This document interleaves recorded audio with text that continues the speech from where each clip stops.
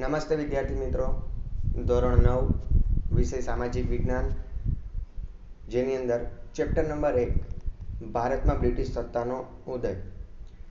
આના અગાઉના વિડીયોની અંદર આપણે સામાજિક વિજ્ઞાનનું ઇન્ટ્રોડક્શન વિડીયો મૂકેલો, જેમાં આજે પાર્ટ નંબર 1 તેની અંદર ચેપ્ટર નંબર 1 જોવાના છે, ભારતમાં બ્રિટિશ સત્તાનો ઉદય. તો ભારતની અંદર બ્રિટિશરો એટલે અંગ્રેજો ભારતની અંદર શા માટે આવે છે, ક્યારે આવે છે અને કેટલું શાસન કરે છે. તો આ જે અંગ્રેજો છે તે ભારતની અંદર સર્વપ્રથમ તો તેમનો મુખ્ય લક્ષ્ય હતો ભારતની અંદર વ્યાપાર કરવાનો, પરંતુ ધીરે ધીરે તેઓ ભારતની જે સત્તા છે તેને પોતાના હાથમાં લેતા ગયા અને ભારતની અંદર લગભગ 200 વર્ષ સુધી તેમણે શાસન કર્યું અને ભારતને એક ગુલામ દેશ તરીકે બનાવી દીધો હતો. પરંતુ ધીરે ધીરે ભારતની જે પ્રજા છે તેઓ જાગૃત બની અને વિવિધ આંદોલન થયા અને છેવટે 15મી ઓગસ્ટ 1947ના રોજ આપણા દેશને આઝાદી મળે છે. તો આ ચેપ્ટરની અંદર આપણે સર્વપ્રથમ જે બ્રિટિશરો છે તેઓ ભારતની અંદર પ્રવેશે છે તેની મૂળભૂત સમજ મેળવવાના છે. તો સર્વપ્રથમ પ્રસ્તાવના જોઈએ. પ્રાચીન સમયથી ભારત તેના આર્થિક, સાંસ્કૃતિક અને આધ્યાત્મિક વારસાના કારણે સમગ્ર વિશ્વમાં એક અજોડ સ્થાન ધરાવે છે.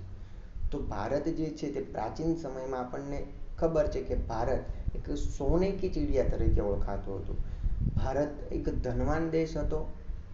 વિશ્વની દ્રષ્ટિએ ભારત પ્રથમ નંબરે આવતો હતો તેવો આપણો દેશ હતો. પરંતુ ધીરે ધીરે વિદેશી પ્રજાઓ ભારતમાં આવી અને ભારતનું આર્થિક રીતે શોષણ કરતી ગઈ અને ભારતને પાયમાલ બનાવી દીધું. તો ભારત જે છે તે પ્રાચીન સમયથી આર્થિક, સાંસ્કૃતિક અને આધ્યાત્મિક વારસાના કારણે સમગ્ર વિશ્વની અંદર એક અજોડ સ્થાન ધરાવતું હતું.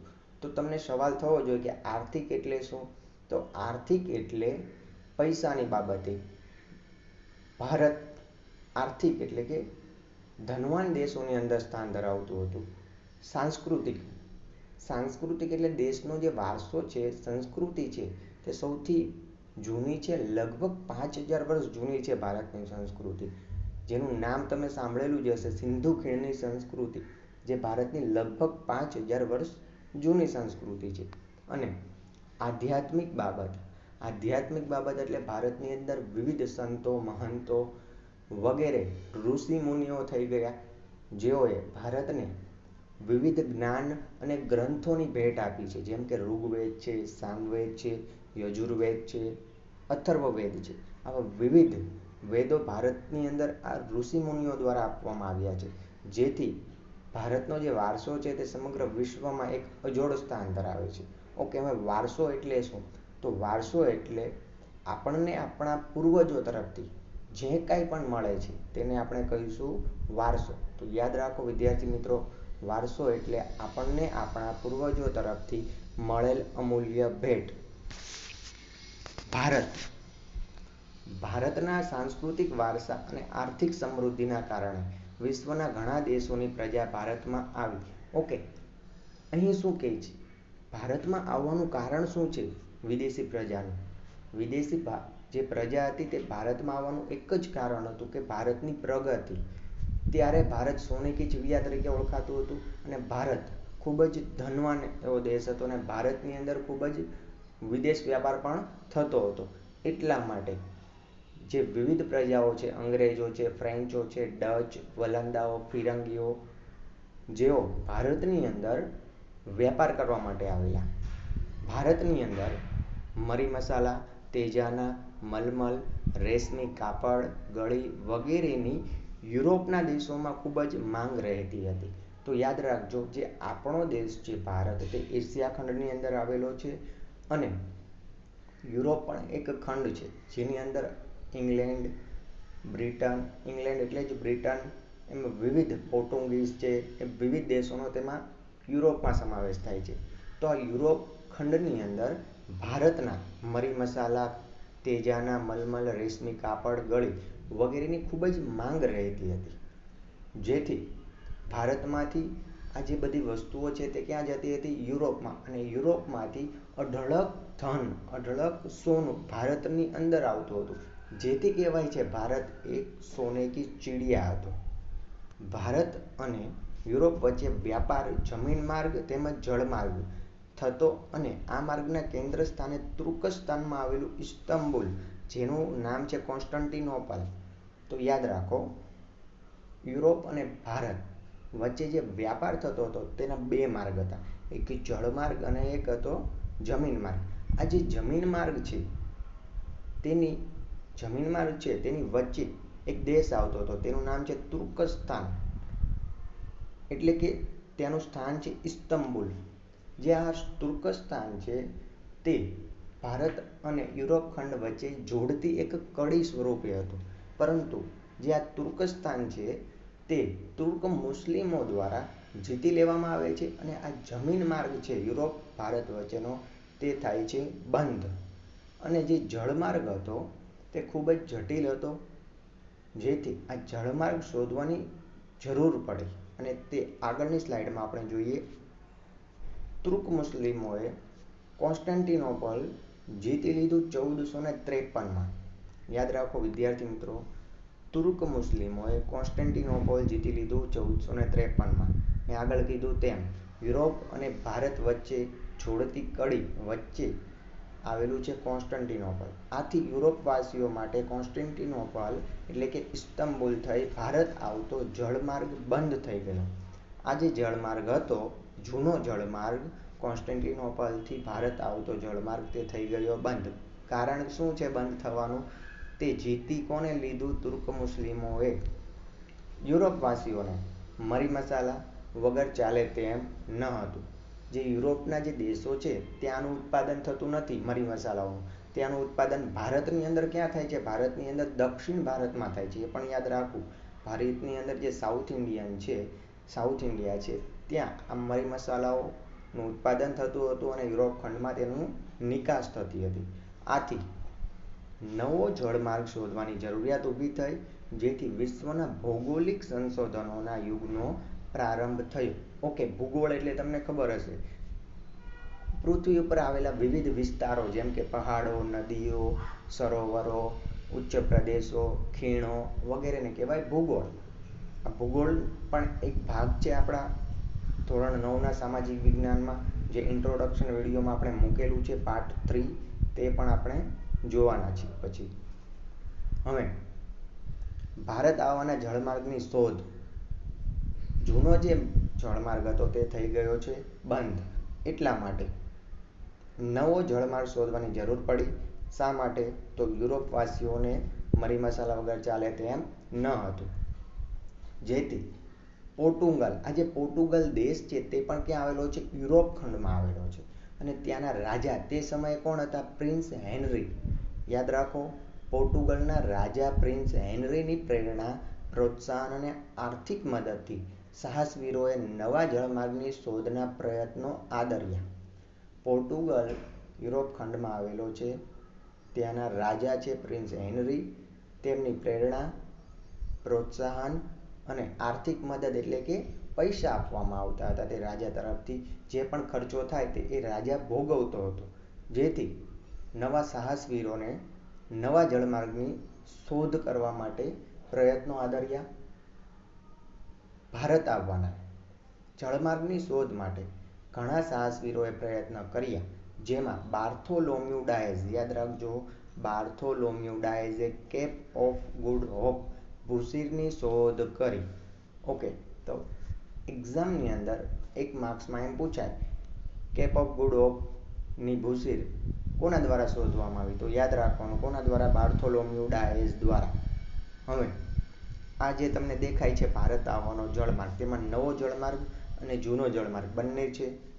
જે આ સીધી લાઈન દેખાય છે તે છે જૂનો જળમાર્ગ. મેં હમણાં કીધું તેમ આ છે યુરોપ ખંડ. યુરોપ ખંડનો એક દેશ છે પોર્ટુગલ અને પોર્ટુગલની રાજધાની છે લિસ્બન. યાદ રાખો વિદ્યાર્થી મિત્રો, અહીંયા ઉપર ખંડ આવેલો છે યુરોપ ખંડ, જેનો એક દેશ છે પોર્ટુગલ અને તેની રાજધાની લિસ્બન. અહીંયાથી ચાલુ થતો હતો યુરોપ ખંડથી અહીંયા સુધી, અહીંયા ભારત આવેલો છે. આ એશિયા ખંડ છે, આખે આખો ખંડ છે એશિયા ખંડ. ધોરણ 8માં આપણે ભણી ગયા છીએ. એશિયા ખંડ, એની દક્ષિણે ભારત દેશ આવેલો છે. તો આ પોર્ટુગલ યુરોપ ખંડથી ભારત આવવાનો જળમાર્ગ. વચ્ચે કયું આવતું હતું? તો તુર્કસ્તાન. આ તુર્કસ્તાન આવેલું છે ને અહીંયા જે છે તે છે કોન્સ્ટેન્ટિનોપોલ. જેથી આ તુર્ક મુસ્લિમોએ આ કોન્સ્ટન્ટિનોપોલ જીતી લીધું અને ભારત આવવાનો જે જળમાર્ગ છે તે થયો બંધ. જેથી નવા જળમાર્ગ શોધવાની જરૂર પડી અને આ તૂટક લાઈન છે તે છે નવો જળમાર્ગ. આ જે નવો જળમાર્ગ છે તેની શોધ કોને કરી તે આગળ આપણે જોઈશું. તે પહેલા કેપ ઓફ ગુડ હોપની શોધ કોણે કરી? તો યાદ રાખવાનું છે કેપ ઓફ ગુડ હોપની શોધ કોણે કરી? આ જે છે દેખાય છે તમને તે છે કેપ ઓફ ગુડ હોપ, જેની શોધ કરી બાર્થોલોમ્યુ ડાયઝ દ્વારા. તો યાદ રાખો. અને આ જે ખંડ છે તે આફ્રિકા ખંડ છે. યાદ રાખજો, આફ્રિકા ખંડ, જેની પણ માહિતી આપણે ધોરણ 8માં લીધી છે. આ આફ્રિકા ખંડ છે જેની અંદર અહીંયા દક્ષિણ આફ્રિકા છે, જ્યાં આવેલું છે કેપ ઓફ ગુડ હોપ, જેની શોધ બાર્થોલોમ્યુ ડાયઝે કરી. હવે આ જે બાર્થોલોમ્યુ ડાયઝ છે તે પણ ભારત આવવાનો નવો જળમાર્ગ શોધવા આવેલો, પરંતુ તે અહીંયા કેપ ઓફ ગુડ હોપ ખાતે આવીને અટવાઈ ગયો. પછી તેને આગળ વધી શક્યો નહીં. એટલા માટે નેક્સ્ટ કોણ તેની શોધ કરે છે તેના વિશે આપણે જોઈશું. તો યાદ રાખજો, અહીંયા છે ભારત, આ છે હિન્દ મહાસાગર. નેક્સ્ટ જોઈએ. ક્રિસ્ટોફર કોલંબસે સ્પેનના રાજાની આર્થિક મદદથી નવો જળમાર્ગ શોધવાની સાહસ યાત્રા આરંભી. ઓકે, હવે નેક્સ્ટ યાદ રાખવાનું છે ક્રિસ્ટોફર કોલંબસ. આ કોણ હતો? તો સ્પેનનો વતની હતો ક્રિસ્ટોફર કોલંબસ. યુરોપ ખંડની અંદર આવેલો એક દેશ બીજો જેનું નામ છે સ્પેન, અને તેના રાજાની આર્થિક મદદથી નવો જળમાર્ગ શોધવાની સાહસ યાત્રા આરંભી, જે 1492ની અંદર, ક્યારે?